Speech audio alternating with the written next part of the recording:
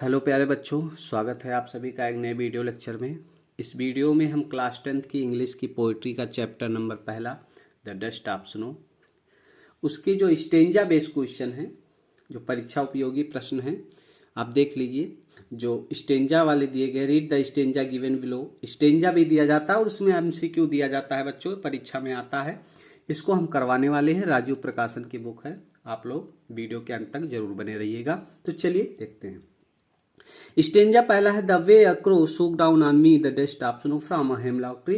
पहला क्वेश्चन है बेटा, कह who compose the above line, अर्थात who is the poet of the above line. दोनों का मतलब एक ही है, लेखक का नाम पूछ रहा है। तो आपको इस चैप्टर को किसने लिखा है? तो इस चैप्टर को भैया हमारे रॉबर्ट फ्रॉस्ट जी ने लिखा है। तो बी ऑप्शन नंबर डी इसका एकदम सही हो जाएगा। क्लियर है। दूसरा क्वेश्चन कह रहा अ dust of snow was drop by, कह रहा डस्ट ऑफ स्नो को किसने ड्रॉप किया, किसने गिराया? तो उसने कौवे ने तो गिराया था, कौवे ही तो धतूर के पेड़ पर बैठा था। तो डस्ट ऑफ स्नो को किसने ड्रॉप किया? एक क्रो ने डस्ट ऑफ स्नो को ड्रॉप किया था। ठीक है, चलिए अगला क्वेश्चन आपका है, क्वेश्चन नंबर तीसरा है बच्चों। कह रहा है द वे मीन्स, तो वे का मतलब होता है तरीका, और तरीका का मतलब मेथड ही होगा। तो ऑप्शन नंबर तीसरा का पहला सही हो जाएगा।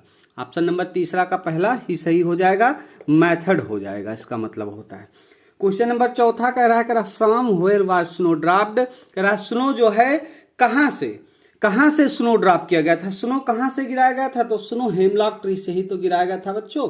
तो from hemlock tree, option number C इसका एकदम सही हो जाएगा। पांचवा क्वेश्चन कह रहा who was sitting in the tree, पेड़ पर कौन बैठा था? तो पेड़ पर कुको बैठा था, स्पैरो क्या बैठा था? एक कौवा बैठा था। ऑप्शन नंबर डी आपका एकदम सही हो जाएगा। चलिए क्वेश्चन नंबर छठे की ओर चलते कर where was the poet standing, poet जो लेखक था वो कहां खड़ा था? तो अंडर ए हेमलॉक ट्री, लेखक धतूर के पेड़ के नीचे खड़ा था। ऑप्शन नंबर ए इसका पहला एकदम सही हो जाएगा। क्वेश्चन नंबर सातवां कर what is the dust of snow, dust of snow क्या है? तो ये पार्टिकल्स हैं ऑफ स्नो, जो है बर्फ के छोटे छोटे कण को ही क्या कहते हैं? डस्ट ऑफ स्नो कहते हैं। क्लियर है। चलिए दूसरा स्टेंजा है बच्चों, कह रहा has given my heart a change of mood and shaped some part of that I had rued. ठीक है, ये दूसरा स्टेंजा आपका है। दूसरे स्टेंजा का पहला question same question, who compose the line, तो किसने किया है? रॉबर्ट फ्रॉस्ट जी ने कहा है। ऑप्शन नंबर बी एकदम सही है। दूसरा question the poet was in a playful mode, दूसरे स्टेंजे में, पहले स्टेंजे में वो खुश था, दूसरे स्टेंजे में पहले स्टेंजे में वो दुखी था, दूसरे स्टेंजे में क्या हो गया था? खुश हो गया था। तो प्लेफुल मूड में हो गया था। The word rude means, the word rude means accepted कर दीजिएगा। ऑप्शन नंबर सी सही हो जाएगा।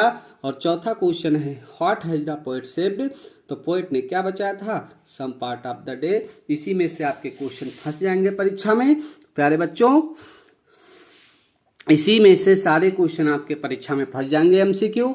आप लोग इसको ध्यान से पढ़िएगा, जरूर तैयार करिएगा, ये परीक्षा में आने वाले हैं, लिख के ले लीजिए। ठीक है, चलिए धन्यवाद।